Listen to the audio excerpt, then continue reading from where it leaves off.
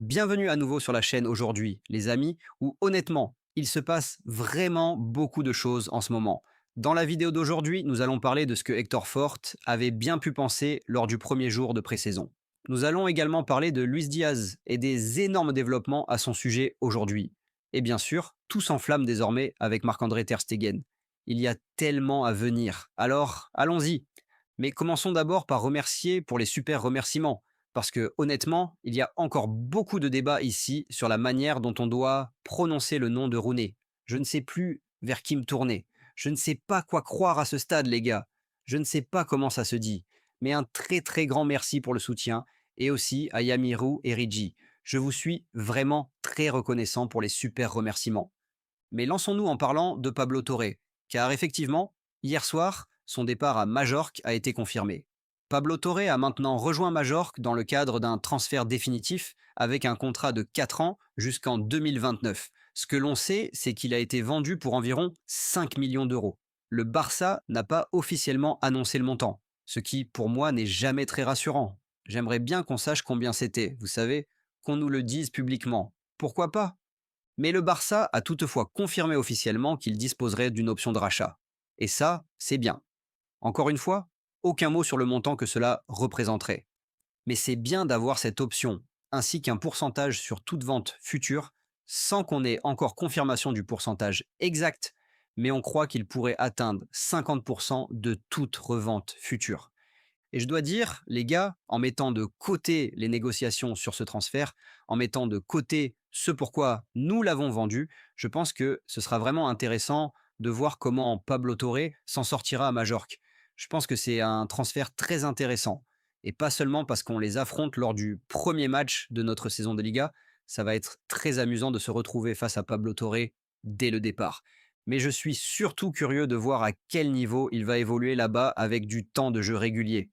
Il va jouer dans une équipe qui, selon moi, va essayer de jouer autour de lui. Ils vont essayer de tirer le meilleur de lui, jouer sur ses qualités. Majorque est vraiment ravi de l'avoir et je pense qu'il va beaucoup apprécier l'amour des supporters, leur reconnaissance. Et la grande question sera, pourrait-on le revoir un jour au Barça? Est-ce que vous pensez toujours qu'il a le niveau pour jouer ici, qu'il va maintenant partir et montrer ce niveau-là en Liga? Nous allons bien sûr garder un œil très attentif sur ses progrès. Bonne chance, Pablo Torre. Cependant, les amis, on passe maintenant d'un jeune joueur à un autre et on retourne au tout premier jour de la pré-saison. Puis-je simplement dire que 35 joueurs sont revenus ce dimanche-là pour la reprise. Et sur ces 35, un seul est arrivé en retard. Et c'était Hector Fort. Et je dois dire, les gars, quand j'ai appris cette nouvelle qui a émergé hier dans les médias, j'ai été anéanti. J'étais vraiment, vraiment déçu de lui. Parce qu'il y a une raison pour laquelle les 34 autres ne sont pas arrivés en retard. C'est parce qu'on ne peut pas faire ça avec Flick. Tu ne peux pas lui manquer de respect, comme ça. Il ne l'a pas bien pris. Apparemment, il l'a confronté. Il est allé lui parler directement. Il lui a clairement dit: ce n'est pas suffisant. C'était le premier jour de la pré-saison. Et apparemment, Fort était resté dehors assez tard la veille. On connaît tous l'anniversaire de Lamine Yamal. Mais au final, tu savais que la pré-saison commençait le lendemain. Il y avait plein d'autres joueurs du Barça à cette fête. Et si tu y vas, si tu choisis d'y aller, tu dois quand même te souvenir de tes responsabilités. Les autres joueurs, tous les autres, sont arrivés à l'heure. C'est une très mauvaise manière de commencer. C'est vraiment une très très mauvaise façon de lancer une période aussi importante pour lui. Parce que si on repense à la saison dernière, c'est un joueur qui avait à peine eu quelques minutes sous les ordres de Hansi Flick. Et tu te dis, je dois faire quelque chose. Je dois montrer quelque chose maintenant. Je dois faire mes preuves. Et en pré-saison, c'est justement le moment pour le faire. On pourrait penser qu'il n'y a rien de plus important au monde que de faire bonne impression maintenant. Alors, arriver en retard le premier jour, c'est un cauchemar. Et bien sûr, il peut remettre les choses sur les rails, il peut travailler très dur maintenant, mais ça ne donne pas une bonne impression sur son attitude de commencer comme ça. J'étais triste de l'apprendre. Allez Hector, allez, c'est un été important pour toi.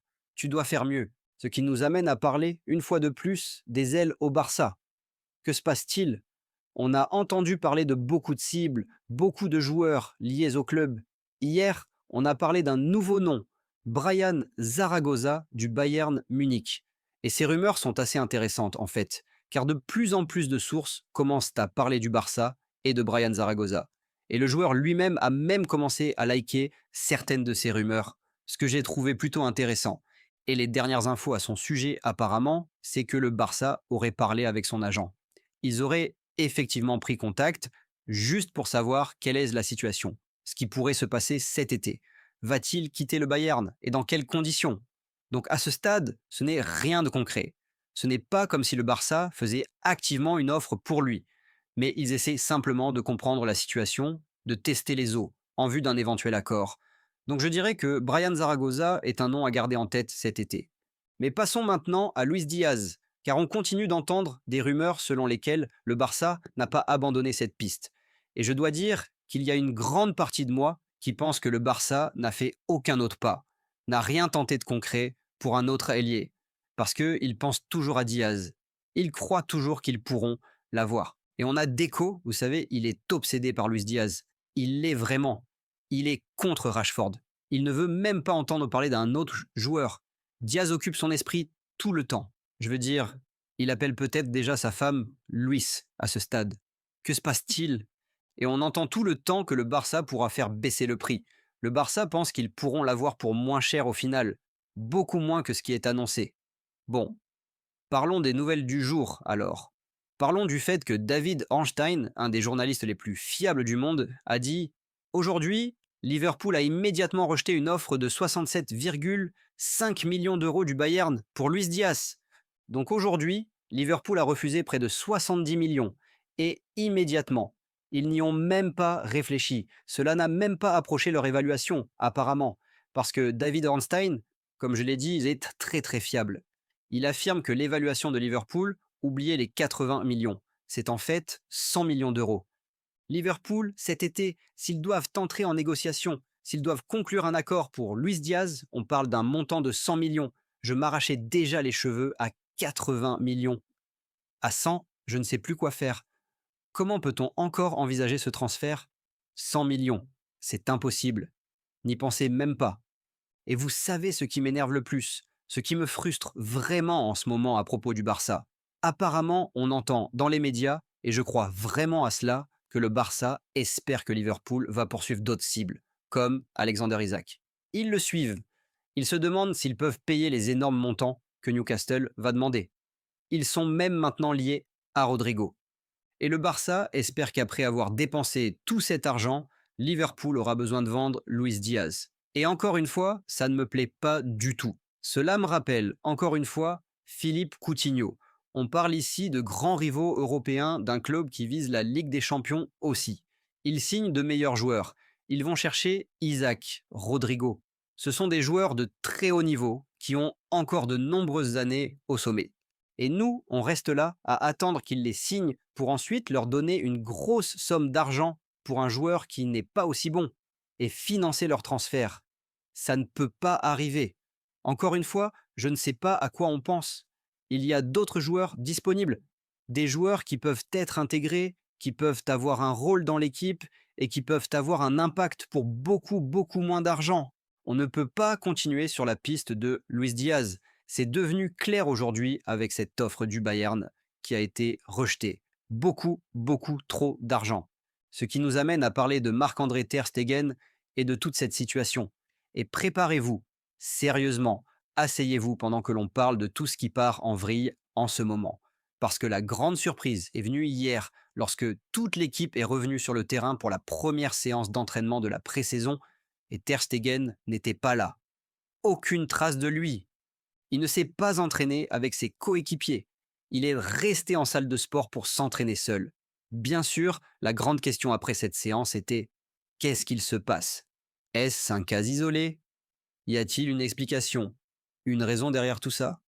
Une simple coïncidence étrange? Eh bien non. Ce n'est absolument pas une coïncidence. Parce que exactement la même chose s'est produite ce matin. Lors de l'entraînement de ce matin, Ter Stegen, pour la deuxième séance consécutive, s'est entraîné seul à l'écart du groupe. Encore une fois, en salle. Et laissez-moi être très clair, c'est sa propre décision. C'est Ter Stegen lui-même qui a choisi de s'éloigner du groupe, de ne pas s'entraîner avec l'équipe. Ce n'est pas Flick qui l'a exclu à cause de son avenir. Ce n'est pas le style de Flick. Ce n'est pas comme ça qu'il fonctionne. Il a été honnête avec Ter Stegen. Il a été franc, mais il ne l'a pas mis à l'écart. C'est Ter Stegen qui a décidé de rester en salle. Et ce qu'on entend aussi, c'est qu'il n'est pas blessé. Ce n'est pas un problème physique. Le club a fait une batterie de tests médicaux dimanche. Rien n'a été détecté. Ter Stegen n'a signalé aucun problème à l'équipe médicale. Mais maintenant, on commence à entendre parler d'un petit mal de dos. Oh, allez, vous n'allez pas me faire croire que tout ça, c'est une coïncidence. Et c'est pour ça, les amis, qu'il nous faut une solution. Ces situations ne profitent à personne, ni au club, ni à Flick, ni aux autres joueurs du Barça. Parce que, franchement, on ne veut pas de ce genre de distraction. On veut un groupe uni, tout le monde allant dans la même direction. Pas de mauvaise ambiance. Rien qui plane sur le centre d'entraînement. Rien qui détourne l'attention des joueurs de leur mission. Et ce n'est pas seulement une question de club. Franchement, vous pensez que Ter Stegen veut vivre une saison entière comme ça? Il ne peut pas être heureux. Il ne peut pas être satisfait de cette situation. Soyons réalistes. Dans l'état actuel, loin du groupe, mis de côté, il a déjà un aperçu de ce que serait sa saison s'il restait. La vie en tant que troisième gardien, c'est très, très solitaire. Tu ne te sens pas utile dans l'équipe. Tu ne te sens pas nécessaire. Personne ne pensera à toi, sauf en cas de blessure. Et avec la Coupe du Monde qui approche, c'est la dernière chose que tu veux. Être oublié. Ter Stegen ne veut pas vivre une saison comme ça. Et c'est pour ça, et je pense que c'est un moment crucial que, selon les médias, son agent commence enfin à explorer le marché. Il commence enfin à se dire, OK, si jamais mon client change d'avis et veut partir, il faut qu'on sache ce qu'il y a comme option. Je pense que c'est un test. On évalue ce qui est possible. On regarde s'il y a une porte de sortie. Quel club serait intéressé? Car à ce stade, Ter Stegen campe toujours sur ses positions. Il affirme: je ne partirai pas, je ne veux pas quitter le club. Mais je pense que le fait que son agent prenne la température, c'est un signe. C'est un signe qu'à un moment donné, il va falloir trancher. Et c'est dans l'intérêt de tout le monde. Ça va finir par être une question d'argent, de ce que Ter Stegen demandera pour partir. Est-ce que ce sera une vente? Un prêt? Probablement. Il faudra aussi qu'un nouveau club propose beaucoup d'argent. Ter Stegen a un gros salaire et il s'attendra à ce qu'on l'égale ailleurs. Il n'y aura pas une file de clubs prête à sauter sur l'occasion. Tout devra s'aligner parfaitement. Mais plus le temps passe, plus la situation s'envenime. Et personne ne veut ça. Personne ne veut que ça dégénère. Il faut qu'on trouve une solution. Il faut qu'on s'unisse, qu'on soit adulte, qu'on soit professionnel. Cette situation ne convient à personne. Il faut la régler. Et vite. Alors, les amis, que pensez-vous de tout cela? Que pensez-vous de ce qui se passe avec Marc-André Ter Stegen? Ce sera très intéressant de voir si cela va continuer lors des prochaines séances. On en a une ce soir. Il y a entraînement toute la semaine. Est-ce que ça va continuer ainsi? Merci de me dire ce que vous ressentez, ce que vous en pensez. Et je vous retrouve très bientôt pour de prochaines vidéos. Toutes les nouvelles vont continuer d'arriver. Merci beaucoup les amis pour votre soutien fantastique. Mais jusqu'à la prochaine fois, comme toujours,